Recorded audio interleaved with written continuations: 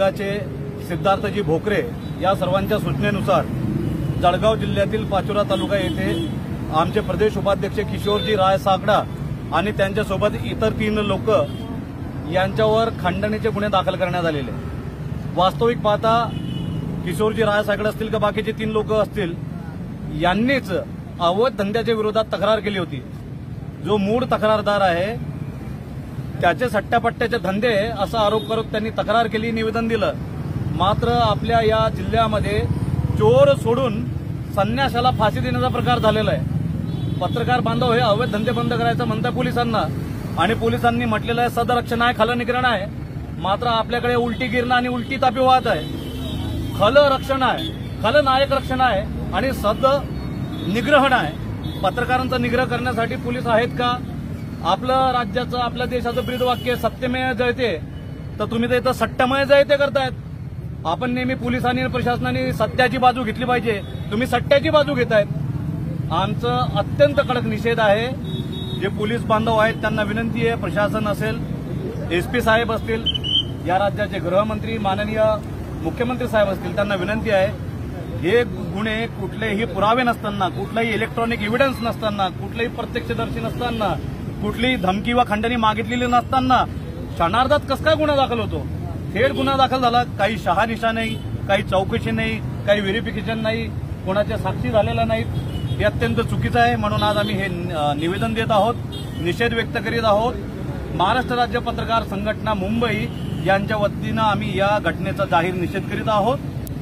महाराष्ट्र राज्य पत्रकार संघाचे प्रदेश उपाध्यक्ष किशोरजी राय साकडा, पुणेची दुसाने, राकेश सुतार आणि कुंदन बेलदार या पाचोरा येथील पत्रकारांवर तेथील पोलीस निरीक्षक अशोक कचरू पवार यांनी काही दिवसापूर्वी पत्रकार संघाच्या माध्यमातून अवैध धंदे बंद करण्यासंदर्भात निवेदन सादर केले होते आणि तो राग मनात धरून तेथील पाचोरा येथील जुगार माफिया जो भोला पाटील, शेखर पाटील उर्फ भोला पाटील याला हाताशी धरून राकेश सुतारला मार्च महिन्यामध्ये जीवे ठार मारण्याची धमकी देण्यात आली।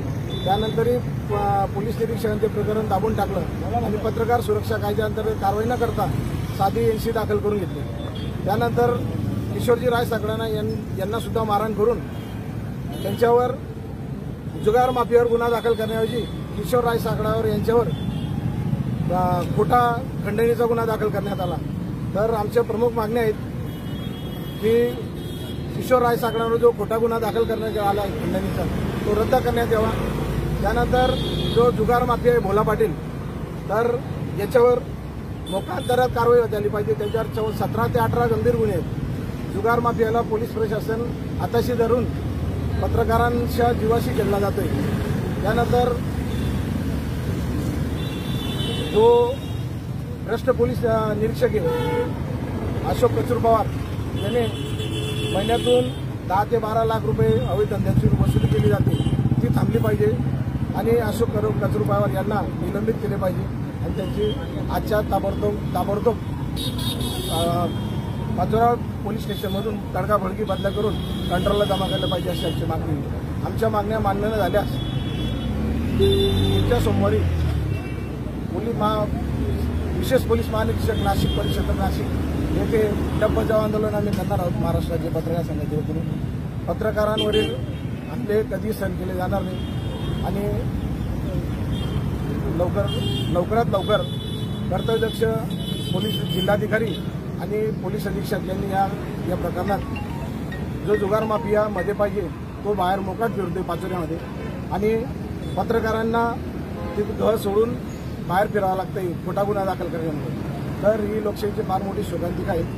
म्हणून येत्या सोमवारपर्यंत कर्तव्यदक्ष जिल्हाध्यक्ष, जिल्हाधिकारी आणि कर्तव्यदक्ष पोलीस अधीक्षक यांनी कारवाई न केल्यास आम्ही उग्र स्वरूपाचं नागनग्न आंदोलन विशेष पोलीस महानिरीक्षक नाशिक परिक्षेत्र यांच्या कार्यालयावर करणार आहोत। प्रशासनाने याची दखल